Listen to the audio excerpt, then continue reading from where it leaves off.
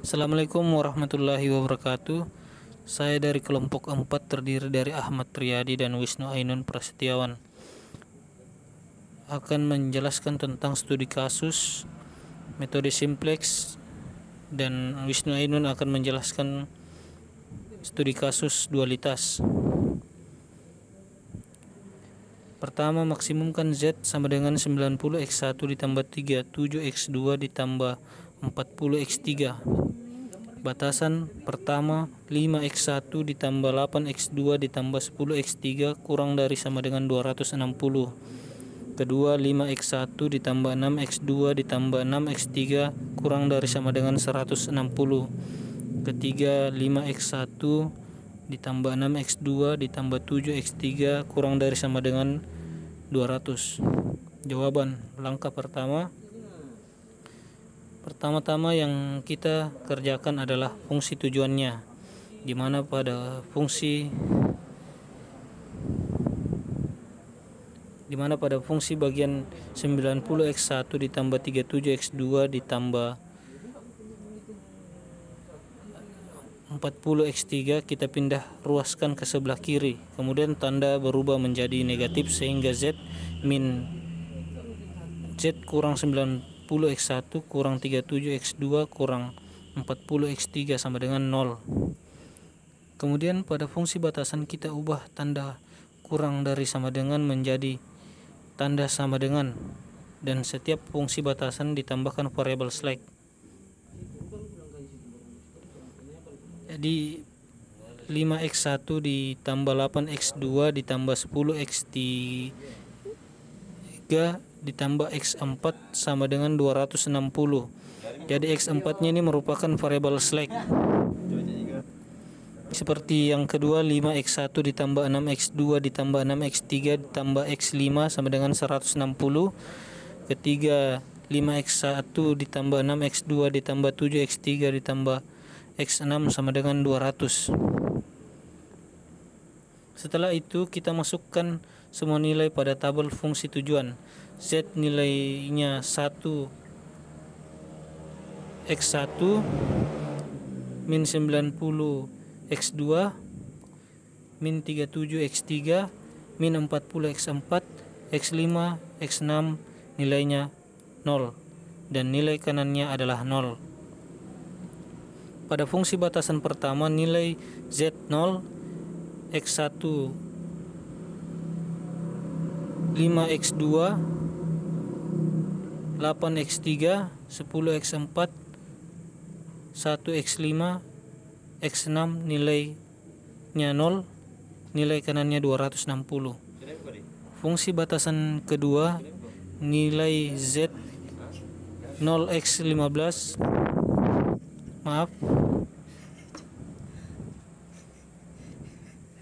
15x2 6x3 7x4 x5 0 x6 1, nilai kanannya 200.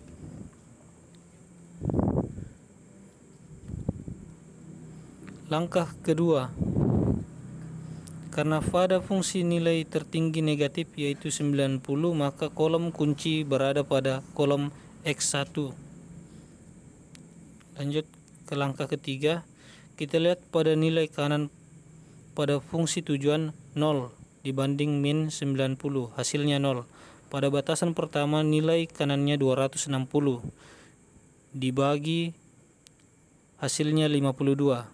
Nilai kanan batasan kedua 160 dibagi 5 hasilnya 32. Nilai kanan batasan ketiga 200 dibagi 5 hasilnya 40. Karena indeks terkecil yang bernilai positif yaitu 32, nilai kanan batasan ketiga 200 karena indeks terkecil yang bernilai positif yaitu 32 berada pada baris X5, maka baris kuncinya yaitu X5 dan angka kuncinya yaitu 5. Lalu kita ke langkah keempat. Karena angka kuncinya tadi 5, maka seluruh baris kunci kita bagikan dengan angka kunci untuk menentukan baris kunci baru.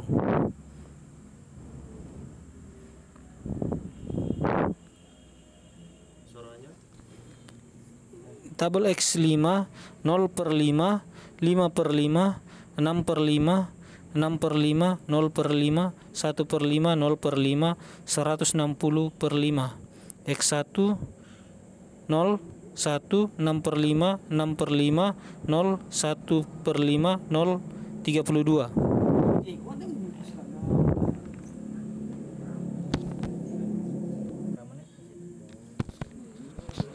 Langkah kelima, min 90 adalah koefisiennya. Pada baris bagian atas adalah baris lama. Baris bagian tengah adalah baris kunci yang baru.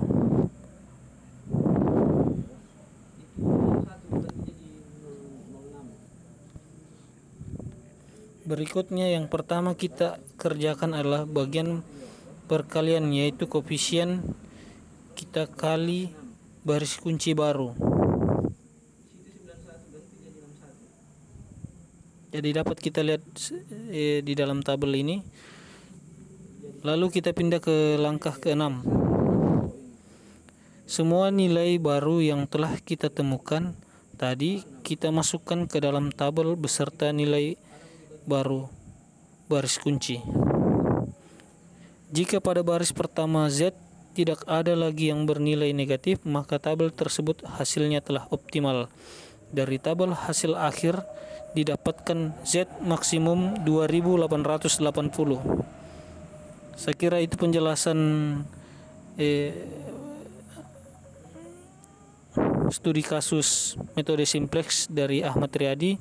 Selanjutnya dualitas akan dilanjutkan oleh Wisnu Ainun Prasetyawan. Ya, kita lanjut ke studi kasus dualitas. Pertama, maksimumkan Z max sama dengan 90x1 ditambah 37x2 ditambah 40x3. Batasan yang pertama 5x1 ditambah 8x2 ditambah 10x3 kurang dari sama dengan 260. Yang kedua 5x1 ditambah 6x2 ditambah 6x3 lebih kecil sama dengan 160. Yang ketiga 5x1 tambah 6x2 ditambah 7x3 lebih kecil sama dengan 200. Cara mengubah fungsi tujuan primal menjadi dual. Yang pertama, ubah Z max menjadi Z min. Yang kedua, nilai kanan pada fungsi batasan primal menjadi koefisien fungsi tujuan. Yang ketiga, tambahkan variabel baru di belakang koefisien Y1, Y2 dan seterusnya. Ya. Z min sama dengan 260 Y1 ditambah 160 Y2 ditambah 200 Y3. Batasannya. Yang pertama 5x1 ditambah 8x2 ditambah 10x3 kurang dari sama dengan 260. Yang kedua 5x1 ditambah 6x2 ditambah 6x3 kurang dari sama dengan 160. Yang ketiga 5x1 sama ditambah 6x2 ditambah 7x3 kurang dari sama dengan 200. Kemudian mengubah fungsi batasan primal menjadi dual dengan cara yang pertama, ubah tanda kurang dari menjadi lebih dari sama dengan. Yang kedua, konstanta angka di belakang tanda lebih dari sama dengan diambil dari koefisien fungsi tujuan primal. Yang ketiga, setiap kolom pada fungsi batasan primal akan menjadi koefisien pada fungsi batasan dual. Z min sama dengan 260 Y1 ditambah 160 Y2 ditambah 200 Y3.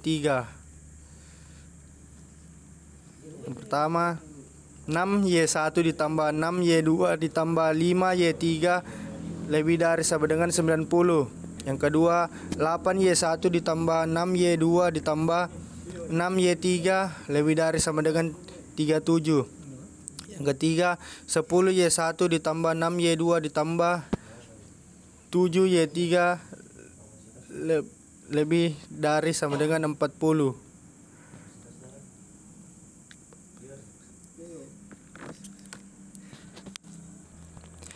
Ya, kita lihat di tabel X4, 0 dirubah menjadi Y1. Di tabel X5, 18 dirubah menjadi Y2. Di tabel X6, Y0 dirubah menjadi Y3. Z-min sama dengan 260 Y1 ditambah 160 Y2 ditambah 200 Y3 sama dengan 260 dalam kurung 0 ditambah 160 dalam kurung 18 ditambah 200 dalam kurung 0 sama dengan 2880. Jadi bisa dipastikan bahwa tabel simplex tersebut benar karena nilai fungsi tujuan sudah sama dengan tabel tersebut. Kesimpulan, metode simplex adalah metode yang dapat digunakan untuk menyelesaikan persoalan material yang telah diformulasikan terlebih dahulu ke dalam persamaan matematika program linear yang mempunyai variabel keputusan, mulai dari lebih besar atau sama dengan 2 sampai multivariabel. Kelebihan dari metode ini adalah mampu menghitung dua atau lebih variabel keputusan apabila dibandingkan dengan metode grafik yang hanya mampu menyelesaikan 2 variabel saja. Dualitas merupakan persoalan linear programming yang mempunyai suatu linear yang berkaitan. Fungsi dari dualitas adalah memeriksa apakah tabel simplex kita sudah benar atau salah, serta membantu kita untuk membaca angka yang muncul pada tabel. Sekian dan terima kasih.